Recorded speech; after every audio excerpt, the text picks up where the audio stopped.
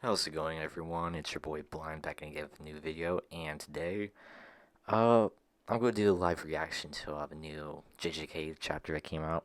Uh, the scans came out around Thursday, I think. Yeah, cause they usually come out around Wednesdays, and I took like a little sneak peek, and it was very interesting. I didn't see the entire chapter, so this will be like my live reaction to it. I'm very interested because last chapter we found out that Gojo is pretty much sealed for until this Hanakurusu girl has like extinguisher technique, like how like a Nen exorcist from Hunter x Hunter, if you know, you know. But yeah, we're gonna have to like, I think get like recruit her some way. I feel like she's gonna be like on the Gojo faction side, if you want to call it like that, because this is like his entire group and stuff. So yeah, this will be chapter 146 of Jujutsu Kaisen. She can distinguish curse techniques. Jujutsu Kaisen, chapter 146, about the calling game. Okay, so we're probably gonna get some information about uh the calling game. Nice. Yes, the Angel's Curse technique can open the back of the prison realm. Do you know where she is now? The colony in the east side of Tokyo.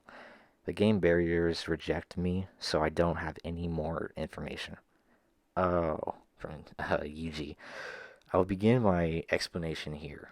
There are 10 colonies around Japan. They are connected by barriers from that form a line that sends humans in Japan to the other side.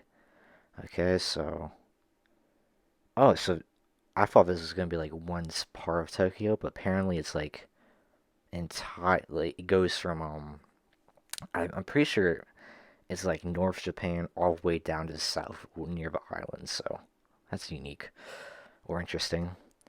So this would end up like this, and oh, so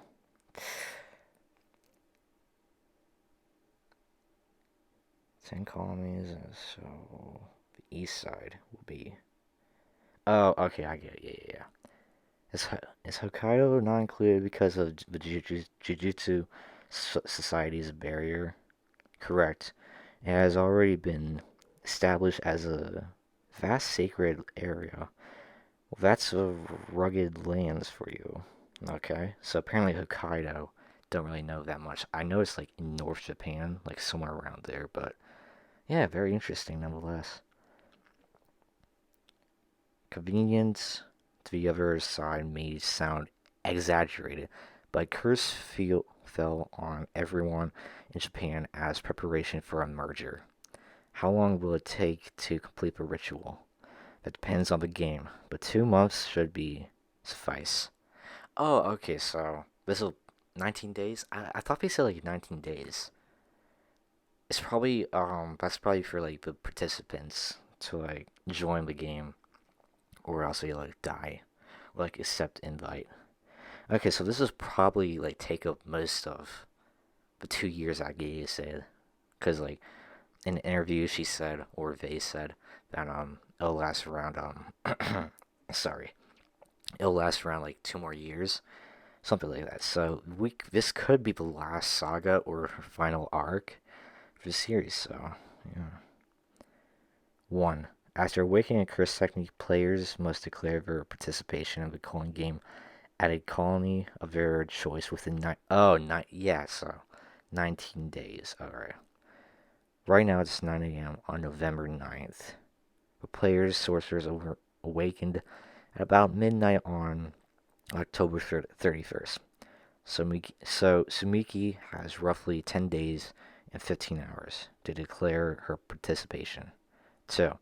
Any player who breaks the previous rules shall be subject to curse technique removal. Master Tengen, uh, you said that refusing to participate results in death. That's correct. Curse technique removal. That rule also applies to sorcerers who join in the fight. And right, I think that suggests removal isn't achieved through idle transfiguration. Oh, we get to see Shuko and what's his name? Ichiji? Yeah, I think his name. Yeah. It's not it's not a prescription, but removal, so there is now no binding vow, which means something happens to your brain. And I think that means you die. Otherwise, everyone would refuse participation. Shoko is right, but that means sorcerers like me who don't have the curse technique aren't at risk. What about Panda? Does he even have a brain? Oh, okay. Alright, so effects. So basically, uh, curse technique removal, like, removing it would pretty much kill you because it has something to do with your brain, which we're getting a little bit more world building about what, like, curse techniques are. And it does make sense since you're, like, born with them, so. Yeah. So Maki's pretty much safe. Panda might be, but yeah, let's go. Let's continue further. 3. Non-players who enter the colony become players at the moment of entry and shall be considered to have declared participation in the colony game. So what about the civilians who are already inside the barrier? They'll be given one last, or given at least one chance to exit. For real? How generous. This is no rule about entering or exiting colonies. At the start, players receive the clear objective of exiting the barriers. I suppose that is for stimulating the game. In order to confine the players, the perimeter or premise that they entered of their own free will is important. So that's the increase or decrease of barrier effectiveness that Eno mentioned. Oh, okay. 4. Players score points by ending the lives of other players. 5. Points are determined by the game master and indicate the value of a player's life. As a general rule, sorcerers are worth 5 points and non-sorcerers are worth 1 point.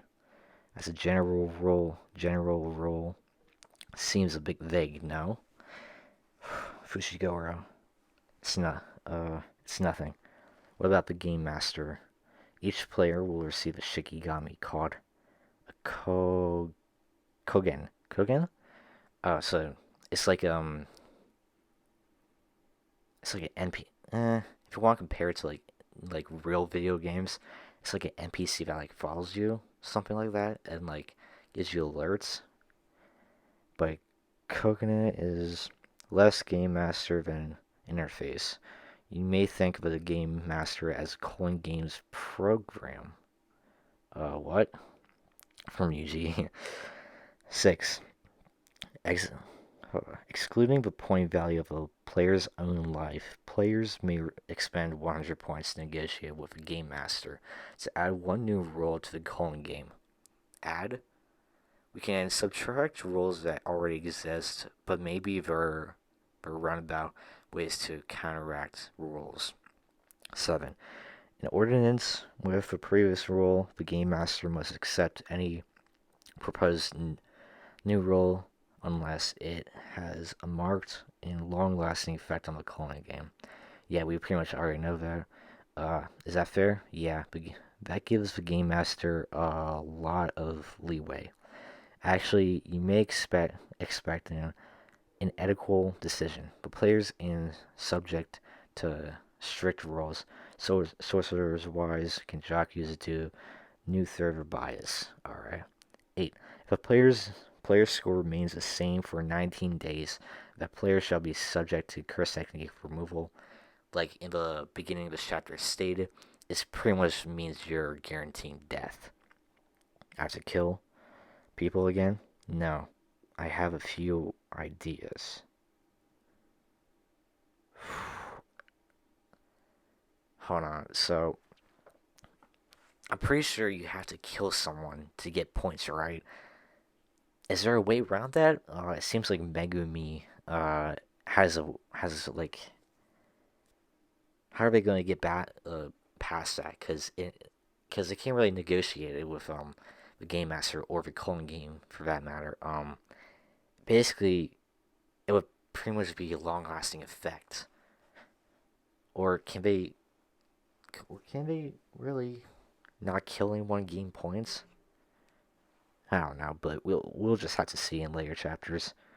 Well, that's info we've got. Now we have to play a role. Yuki and Shoso will remain here to guard Master Tengen. I will return to the Zenin clan and collect cursed tools. Soon after Satoru was sealed, the Kamo and Zenin clans cleaned out Jujutsu Kaisen's cursed warehouse.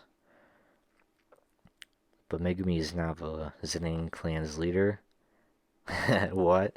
I'll explain that later. Alright, so yeah, we were eventually gonna get this anyway, but seems like Megumi is very hesitant, or something about him seems a little bit hesitant to be the Zen leader, but yeah, it's really interesting. Yeah.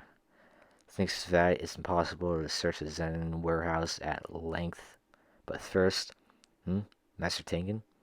Understood. Jizo Kumiya's workshop, right? That would be appreciated. Oh, Jizo. He's that guy from the Goodwill event who Gojo pretty much destroyed his entire like limbs for with just using his technique. But yeah, I think he's like I'm pretty sure he makes cursed weapons. So we could be getting some nasty like one shot kill weapons with Maki and stuff. But yeah, we could be getting weapons like the inverted spear of heaven, which was brought up. We might not get something like that, but still like broken weapons. And also playful cloud. We have to keep that in mind because that was broken too. Afterward, I will find Panda and help address the game. And you, Yuta, I'm going to enter a colony right away to take part in the game. Okay, so pretty much everyone is going. It's like it's pretty much preparation, but Yuta is just like I'm too strong. I'm going in first. I'll pretty much yeah. Before Sumiki, Fushiguro, and the others participate, I want to gather information. Okay, so he wants to gather information to he wants to gather information to. Oh yeah, he's like a reconnaissance. All right, yeah. I'll avoid nearby colonies, so we don't end up killing each other. I'll be on my own. I'll be on my own again. Poor Yuta. And just in case something happens to Sumiki, barriers may block phone reception. We may be out for a while. Okay. If I ever switch to Sukuna again, don't hesitate to kill me. Okay. They're thinking about it would be safer for Fushiguro and Itadori, but it would be more efficient strategically for a coach to operate alone. All right, yeah, makes sense because he's pretty much more powerful than everyone in the group. Maybe not Tengen, we don't really know, but yeah, don't even think, don't even think it. I'll be fine. If that happens and I die, just have him kill you. The point is to not let that happen, right, Senpai? Yeah. You guys go to Kenji as planned. Kenji Hakari, a suspended third year. Okay, yeah. I I knew that we were gonna get like information about Hakari in this chapter, so apparently Megumi and Yuji are going after him, which will be interesting. And since we know that Gege likes to speed up the chapters a bit, like how we didn't spend much time getting to Tengen's warehouse or pretty much underground facility, we might see Hakari next chapter. Yeah, the suspended 3 years. Anyway, Anyway, we're short-handed, so we gotta rope in whoever we can. Is that guy tough? Well, he's moody, Akotsu. But when he gets worked up, he's stronger than I am. Okay, he's stronger than Yuta? What? Yeah, this was the one thing, this was also the one thing I saw. Stronger than Yuta. Alright, so whenever he gets worked up, he's stronger than Yuta. So he might be like a delinquent type of guy, like a Yusuke from Yu Yu Hakusho. If you know, you know. But yeah, stronger than Yuta, bro. Imagine that. He might be the most powerful character beside that's currently right here because we know Gojo is sealed. We know Yuta right now just said that he might be strong or he is stronger than him whenever he gets worked up. It's pretty much confirmation that Hakari is an absolute beast. All right, yeah, that's interesting. That's not true, Maki. All right, Cheso. Hmm? Thanks, I appreciate it. Don't die, okay? That's sweet. Are you crying from Yuki? Hmm? And we see Chisa crying. That's sweet. I like that a lot. Alright. But we're switching scenes right now. Th Thank you very much. Tagaba. Uh, how long are you going to do these dumb jokes? Just stop it getting depressed for me too. Yeah, I know. How old are you again? I'm 35. So quit already. This industry does have late bloomers who, for some reason, suddenly hit it big. But they didn't. But they didn't just suddenly get funny.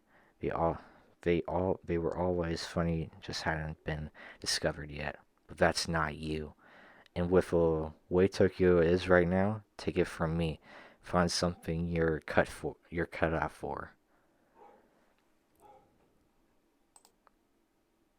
Yeah, sorry about that, but yeah, my dog was barking and the FedEx had just arrived, so I had to take care of that situation. But yeah, I'm back here, so let's continue with the chapter. I don't dislike your chicks, Tabaka. Ken, neither neither are you seen to understand that even guys who aren't funny can make it. Like a one-hit wonder type of thing. No, two types of comics will always be in demand. Comics who are funny and comedians. Oh, my bad. Comedians who think they're funny. Okay. Which are you? I'd say it's 50-50, but maybe it's more like 70-30. Calling game player Fumikio Tabaka. Okay, so this is like a new player just like Hanakuru, so uh yeah, so excuse me, but well, we'll go into the review section of the chapter. So let's go. Okay, so this chapter was more like exposition, just like last chapter. So and we got a lot of information, like how the colonies work, where Hanakru's who is that Hokkaido is apparently a sacred land that isn't really touched by the clone game, which is very interesting. And I wanna find out like the whole shtick with it. I wanna know, like I wonder if we're gonna go to Hokkaido. That's the thing. Um, Seems like something that game might be setting up, which is very interesting. We have the roles. We know that Yuki and Chis are staying behind with Tengen to like keep him guard from Kenjaku, and Yuji and Megumi are gonna meet up with Hakari. Maki's going to pretty much pick up the cursed tool weapons from the Zenin clan and meet up with Panda and address the situation. Maybe like grab the Kyoto kids too. But yeah, this is a pretty solid chapter. We got introduced to a new character, Tabaka Fumikio.